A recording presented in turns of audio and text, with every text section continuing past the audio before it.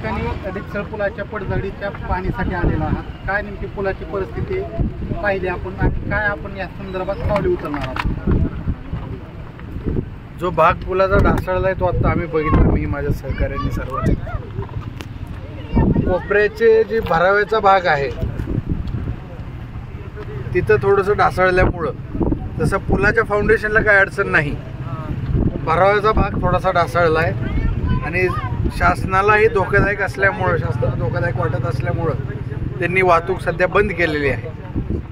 थोडीशी PWD कडून तात्पुरती डागडुजी करून जर तूर्त छोट्या वाहनांना फक्त येण्या जाण्यासाठी जर सोय करता आली, याच्यासाठी आम्ही प्रयत्न करणार आहोत. मी PWDच्या एक्झिक्युटिव्ह इंजिनियरना, डेप्युटी इंजिनियरशी चर्चाही करतो आहे.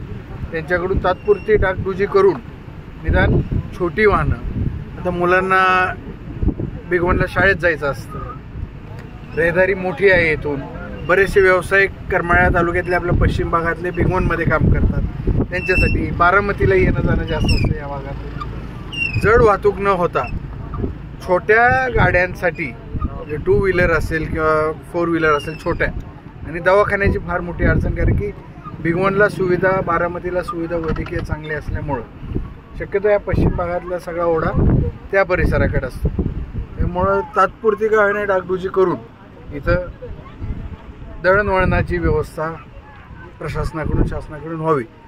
आणि राहिला प्रश्न नवीन पुलाचा, हे मला वाटतं 1.5 वर्ष झाले या नवीन पुलाचा प्रयत्न सुरू. 2.5 वर्ष झाले. 2.5 वर्षात पटेल म्हणणारा कॉन्ट्रॅक्टर आहे कोण मला माहीत नाही, पण तत्कालीन आमदारांनी ठरवलं असेल, त्यावेळेला टेंडर झाला असेल, तो पात्र झाला असेल, पण काम करायला तो पात्र नाही हे आम्हाला जाणवत आहे.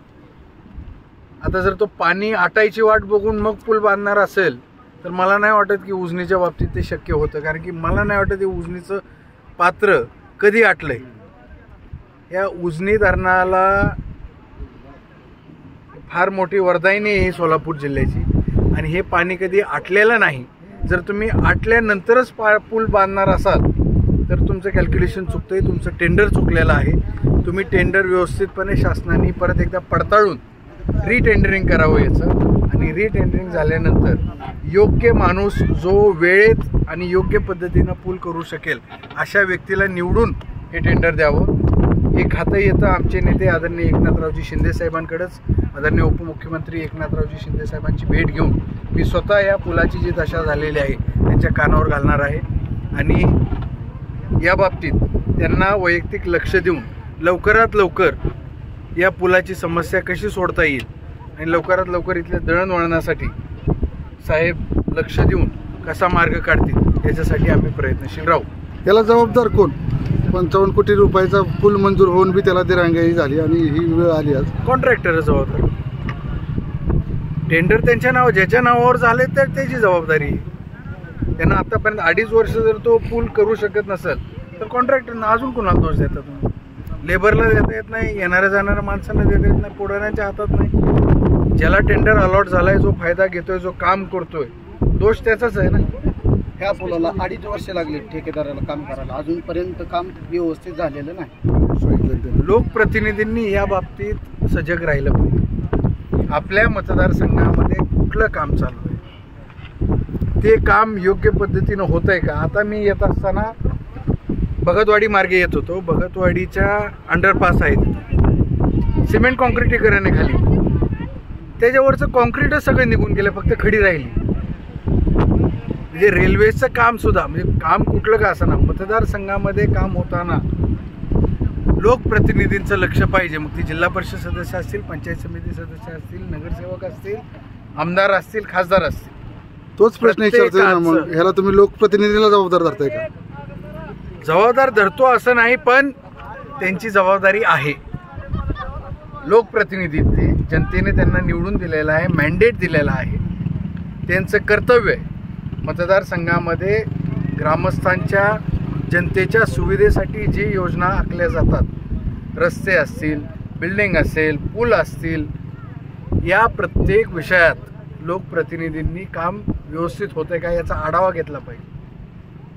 माझं मत आहे की लोकप्रतिनिधी 4-6 महिन्याला सगळ्या प्रशासकीय अधिकाऱ्यांची एक बैठक घेतली पाहिजे. कामं कशी सुरू आहेत, जनतेपर्यंत सुविधा कशा पोचत आहेत याचा आढावा प्रत्येक लोकप्रतिनिधींनी घेतलाच पाहिजे. आणि ते आता नवीन पुलाचा विषय आहे, त्या अनुषंगाने आपण उपमुख्यमंत्री एकनाथजी शिंदे साहेब यांना आपण भेटणार आहे असंही सांगितलं. परंतु सदरच्या पुलासंदर्भातली जी काय कारवाई आहे हे तात्काळ सुरू करण्याबाबत लोकप्रतिनिधी असेल किंवा आपण असेल त्याचे प्रयत्न कशा प्रकारे नेमकं काय कधी करणार आहात किंवा त्या संदर्भात आता पाठपुरावा मंगळवारीच मी मुंबईला चाललेलो आहे. साहेबांना जर वेळ असेल आणि साहेबांची जर भेट माझी झाली, शक्यतो माझी आठवड्याला 15 दिवसाला भेट साहेबांची होतीच, त्या दरम्यान मी निश्चितपणे साहेबांच्या कानावर हा विषय घालणार आहे. आपण पेपरनी पण चांगलं कव्हरेज याचं घेतलेलं आहे ते सुद्धा दाखवेल आणि अधिकाऱ्यांकडून याचा जाब विचारावा. हे जे कॉन्ट्रॅक्टर आहेत यांच्याकडनं सगळी माहिती घ्यावी, त्यांना बडतर्फ करावं, ब्लॅकलिस्ट करावं आणि रिटेंडर करावं अशी मी मागणी करणार आहे. सध्या या ठिकाणी जे बगदाड पडलेलं आहे, उजनीचं पाणी वाढलेलं असल्यामुळे त्या लाटाच्या फटक्यांनी ते बगदाड मोठं होत चाललेलं आहे. त्या अनुषंगाने आता या ठिकाणी फक्त 2 व्हीलर जात आहे. आता आपण जर सांगितलं की 4 व्हीलर सुद्धा केलं पाहिजे तातडीच्या सुविधेसाठी, तर त्या संदर्भात आता हा पूल जर सुरू करत असेल तर बगदाड काय तर दुरुस्ती करावी लागेल. अधिकाऱ्यांना किंवा प्रशासनाला सूचना मी साहेबांच्या कानावर घालून अधिकारी एक्झिक्युटिव्ह इंजिनियरशी, डेप्युटी इंजिनियरशी चर्चा करून तात्पुरती आपण डागडुजी काय करू शकतो. इथं फॅब्रिकेशन तर शक्य होणार नाही, पण तोपर्यंत मुरुम टाकून, मोठं बोल्डर मुरुम टाकून दुरुस्ती करणं, भराव व्यवस्थित करून घेणं आणि अजून माती त्यातून निघून अजून भाग खचू नये